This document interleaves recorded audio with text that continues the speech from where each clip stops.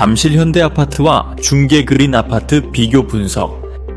안녕하세요. 이번 시간에는 서울의 잠실현대아파트와 중계그린아파트의 재건축 및 리모델링 상황을 비교 분석하여 여러분께 알려드리겠습니다. 이 두 단지는 각각 리모델링과 재건축의 사례이며 앞으로의 부동산 투자와 도시 발전에 중요한 시사점을 제공한다고 볼 수 있습니다.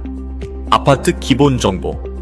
잠실현대아파트 사용 승인일 1990년 8월 17일 시공사 현대산업개발 층수 및 세대수 15층 336세대 용적률 297% 용도지역 3종 일반 주거지역 위치 삼전역에서 125m 거리 중계그린아파트 사용 승인일 1990년 9월 3일 시공사 롯데 라이프 신동아 3호 층수 및 세대수 15층 3481세대 용적률 191% 용도지역 3종 일반 주거지역 위치 중계역 초역세권. 이처럼 두 단지는 사용 승인일과 층수는 비슷하지만 세대수와 용적률에서 큰 차이를 보입니다. 특히 중계그린아파트는 초역세권이라는 이점과 대규모 단지라는 점에서 투자 매력이 높습니다.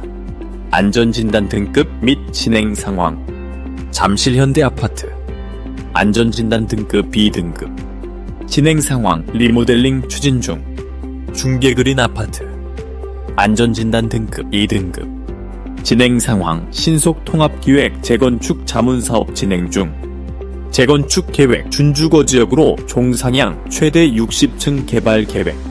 두 아파트가 같은 연도에 건축되었는데 잠실현대아파트는 안전진단에서 B등급을, 중계그린아파트는 2등급을 받았습니다. 안전진단 결과를 놓고 보면 잠실현대는 구조적으로 안전하다는 것이고 중계그린은 안전상 문제가 있다고 보여줍니다.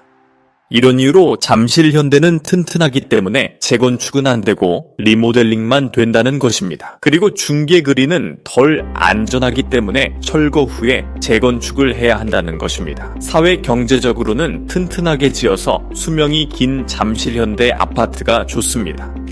그러나 소유자들의 경제적인 입장에서는 다를 수 있습니다. 둘 다 재건축이나 리모델링을 추진한다는 전제에서는 재건축이 리모델링보다 낫다는 것입니다. 왜냐면 재건축이 리모델링보다 일반 분양분이 많아서 수익률이 좋기 때문입니다. 현재 결론에서 본다면 덜 안전하게 지어서 빨리 재건축이 되는 아파트가 소유자들한테는 경제적으로 더 낫다고 보여지는 아이러니가 발생합니다.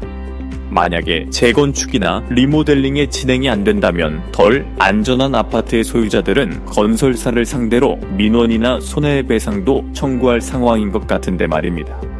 안전진단 등급 기준. 참고로 안전진단 기준을 살펴보겠습니다. A등급 법규나 기준보다 매우 양호한 상태로 유지보수 필요 없습니다. B등급 일상적인 유지관리와 보수가 필요한 상태로 유지보수 권장입니다. C등급 안전에는 문제없으나 부분적 보수교체 필요로 유지보수 권장입니다. D등급 사용과 안전성에 문제가 발생한 상태로 조건부 재건축 대상입니다. E등급 안전성이 극히 우려되는 상태로 재건축 대상입니다. 이 기준에 따라 두 단지는 각각 리모델링과 재건축을 선택했으며 이는 단지의 장기적 가치를 크게 좌우하는 요소입니다. 한국과 해외 아파트 평균 수명. 한국과 해외 아파트의 평균 수명을 살펴보겠습니다. 한국 평균 30년이며 벽식 구조로 공사기간과 공사비용이 저렴하지만 누수와 부식 문제가 재건축 주기를 단축하는 상황입니다. 영국과 독일은 120년, 미국과 프랑스는 70년이라고 합니다. 해외 아파트는 기둥식이라 공사기간, 공사비용은 높지만 내구성이 긴 것이 특징입니다. 한국 아파트의 평균 수명이 해외보다 짧은 이유는 벽식 구조와 설비 교체 기준 부재에서 기인합니다. 이는 재건축과 리모델링 수요 증가의 주요 원인입니다. 국내 아파트 현황.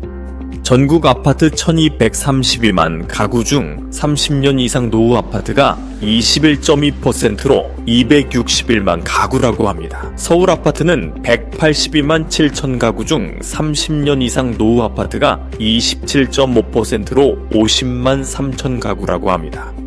노후 아파트의 비율은 서울이 전국 평균보다 높으며 이는 재건축과 리모델링 수요가 집중되는 이유 중 하나입니다. 결론.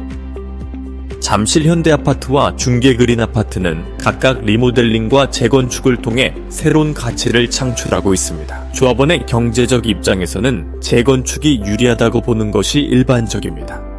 현재 국내 아파트의 평균 수명이 해외보다 짧은 이유는 벽식 구조와 설비 교체 기준 부재에서 기인한다고 합니다. 주요 설비의 법적 내구연한을 명시하고 이를 기준으로 하자 책임을 강화할 필요가 있어 보입니다. 장기적이고 체계적인 접근을 통해 노후 아파트 문제를 해결하고 지속 가능한 도시를 만들어갔으면 하는 바람입니다. 끝까지 시청해 주셔서 감사합니다.